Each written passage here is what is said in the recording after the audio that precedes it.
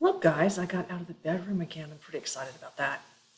So, this section of Chapter 10 talks about the issues that Washington had to face in the new country, which were a lot, actually. So his problems deal with France, Britain, issues with Native Americans, and keeping his own people under control. All right, I spoke to you a little bit about the Whiskey Rebellion the last time. So the new government wants to tax whiskey, among other things, and it's made from corn. Farmers turn their corn into whiskey because it's easier to ship and sell in that form. Not surprisingly, farmers in Pennsylvania don't want to pay the taxes that are on whiskey. And again, just reminding you, they turn their corn into whiskey because it's easier to ship. If you can imagine a cartload of corn, and you realize the part that you use of the corn is just mostly the outside of it. Now, back in those days, they did use other parts of the corn for different things, but mostly you're using the outside of it, and then there's a lot of the corn that is not used. And so if they distill that down into a liquid form and ship it in barrels, like you see the picture at the bottom, they can use it a lot more, they get a lot more for their money that way. So it's not just about drinking alcohol, it's also about just the simple economics of doing it that way. And of course, the farmers don't want to pay taxes on this. They don't. And so in 1794, not very long after Washington takes office, there's a rebellion. Oh, it's kind of looking like Shays' Rebellion all over again, kind of. And the government leaders are alarmed, but Washington, let's remember, he is not going to sit still for this. He believes in a strong central government. He's the guy that drove the British off. And he doesn't bat an eye, but sends 13,000 well-armed people out into the field to take control of the situation. 13,000 people, trained militia against farmers. So you can understand how this sends a really strong smackdown message to these people, is that he is not going to fool around with you. You will pay the taxes, and you'll be glad to pay the taxes because this is how it is going to be. We have to have the taxes on things in order to make the government run, people. And so get with the program. And your little rebellions, things like Shays' Rebellion and this kind of thing, it's not going to be tolerated. All right, so there's some challenges in the West, of course. And those have to deal with Native Americans and people also, the British in the Northwest Territory. The Spanish and the British were inciting Native Americans against new settlers in that area, and so Washington thinks he can solve this problem by signing treaties with the Native Americans directly. He's going to forget worrying about the European powers, but go straight to the Native Americans to get the treaty signed. Now, they're not particularly successful because white settlers keep moving on Native American land. So they might sign a treaty and the Native Americans agree to the treaty, but then, in 6 months or a year, actually, the white people are breaking the treaty, is what's happening. And the Native Americans don't have a concept of land ownership. That's really important for you to remember. They move across the land freely. Almost all of the tribes do.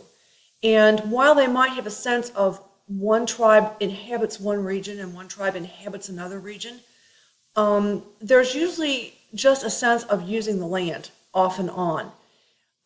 And so this concept of, well, this is my garden plot and you can't come here, or this is my acreage where I graze my cattle and you can't come here. This is completely foreign to them as far as thinking about the way of using land. So Washington decides to use force to handle the situation, and that doesn't work out either at first because the Miami Indian named Little Turtle, there's a picture of him over on the right, and then I have my cute little turtle down there, a teeny tiny little turtle, which is not the same thing as Little Turtle, the Miami Indian. Again, I could teach this with place names because there's Miami, Ohio. It's named after them. There's Miami River in Ohio. All these places are named after the Native American tribe. All right. Little Turtle and his men are successful at first. They kill more than 600 U.S. troops under Arthur St. Clair, who's not very successful. You don't have to remember his name for a test, obviously. He's not successful, so we don't remember him. And the Brits actually begin to build new forts, not just occupy old forts, but build new forts in the area that they're not supposed to be. And so Washington is just about had it now. He's done with this. And so he decides to send a general he can count on. Now, this again is something you're going to come back to because this is behavior that presidents will look at again and again and again. If a president has a problem, it involves a military problem and a military solution. The president is going to look at his generals and say, who is the most dependable and aggressive person I can find to handle this problem? In this case, it was Mad Anthony Wayne. Remember, I talked to you about him quite a bit during the Revolution. He's not someone that's heavily tested, but he is someone that you need to keep in the back of your brain because of something like this. History is about patterns repeating, and this is one of them. Okay, so you're seeing it for the first time. Washington's looking for a solution. He himself can't go out and lead the troops against these people. So now he's going to pick somebody he knows he can count on, and that would be Wayne, because he's fearless in battle. And again, I've got in parentheses at the bottom, this is why we have places like Waynesville, Ohio, Fort Wayne, Indiana, Wayne County, Ohio. We've got all kinds of things named Wayne in the Midwest because of being named after this man. All right, so it doesn't take Wayne very long because, again, he's fearless and he has trained up his troops to be pretty fearless. He defeats more than 1,000 Native Americans, commanded by a Shawnee chief named Blue Jacket, and it effectively crushes Native American resistance in the Northwest Territory with the Treaty of Greenville. That is something you need to remember. Treaty of Greenville is the end of Native American resistance in the Northwest Territory as far as white settlement is concerned. After that, the Europeans are free to settle there, the Americans are free to settle there, and they don't get much resistance at all from Native Americans in that area anymore in an organized way. Okay, let's address problems with Europe. In 1789, the French Revolution began, and it was, again, I can't stress to you enough that our revolution was first. And we were the first people to try something like that, and then we were successful. And the French people looked at that, and they're pretty darn sick and tired of their king, who was even worse than King George III, a terrible tyrant, King Louis the XVI. And he was, yes, the 16th King Louis to sit on the throne over in there in France.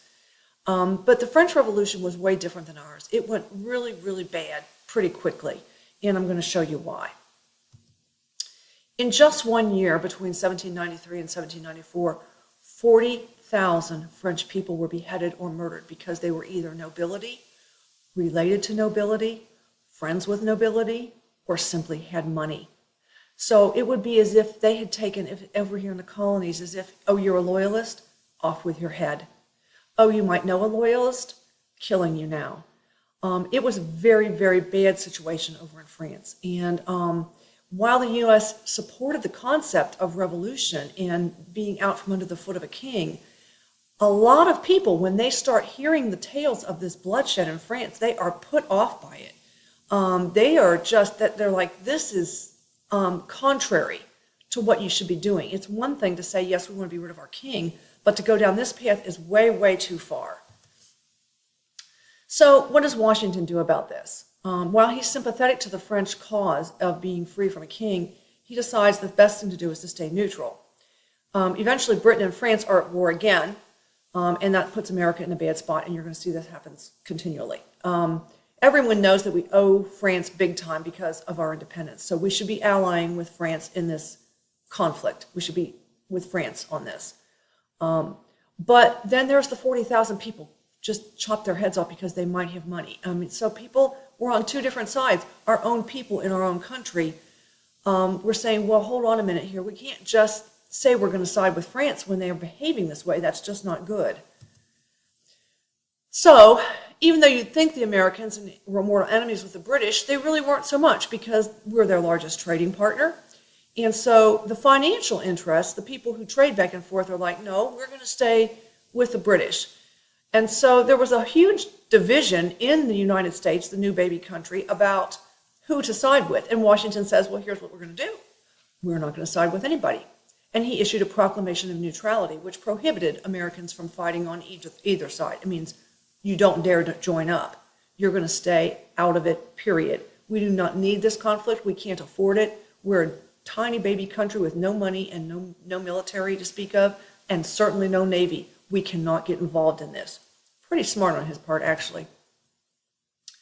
The proclamation also barred French ships from U.S. ports. This was in an effort to try to keep the British happy, and it wasn't that difficult for us because we didn't trade that heavily with the French. And Congress voted to spend money to begin building a navy, which was probably smart because we might have to have one. But Britain becomes a problem because they began to attack United States ships that traded with France. So their French ships could not come to our ports, but our ships could go to their ports. And so if the British thought that we had a ship going to a French port to trade, they would attack that ship. They would take the cargo and force the sailors to begin working in the British Navy. Please look at the red. It's very important. That thing is called impressment. It's the kidnapping of sailors off of cargo ships, forcing them to work in the Navy. It's very important, and it's going to go on for years and cause huge problems between Britain and the United States. So Washington's going to talk his way out of this, he hopes. He sends Chief Justice John Jay. Why not his Secretary of State? I'm not sure. I don't know. I would tell you if I thought I knew, but I don't know, because that would be the Secretary of State's job, I would think. So he sends Chief Justice John Jay to negotiate this treaty. And so the resulting thing is called Jay's Treaty. And so in Jay's Treaty, it says, 1, the British will agree to withdraw from American soil, meaning get out of those forts over there in the Northwest Territory. And number 2, there was no number 2. So there was no mention of the impressment of the U.S. sailors. And so the American people are pretty ticked off about this because it's their husbands, their sons, their brothers who aren't coming back. And they know what's going on. But there's nothing said about this in Jay's Treaty. And even Washington was disappointed with it, but the Senate went ahead and passed it. Now, let's talk about Pinckney's Treaty for a minute. Even though the Spanish remained in control of Florida, the borders were disputed, and there's some incursion of American settlers into what's called Spanish land. See the little dark red part over there. And also being master smugglers, the Americans continued to try to smuggle goods in and out of New Orleans. Sorry, my dogs are barking. Naturally, the Spanish didn't like this, and so they closed the port to American trade. Again. However, Pinckney got Spain to sign a treaty, and the port was reopened. So Pinckney's treaty, good. Jay's treaty, bad. After 8 years as president, Washington had enough. His farewell address is famous. He could have gotten reelected, but no, he didn't ask for reelection. He urges the country to stay away from permanent alliances with foreign countries because that's how we get sucked into wars we don't want. He also warns against, I'm sorry about the dogs, guys, warns against the formation of political parties because they're going to divide the country. All of this is great advice if you can follow it, but it's hard to follow that advice. Again, sorry about the dogs.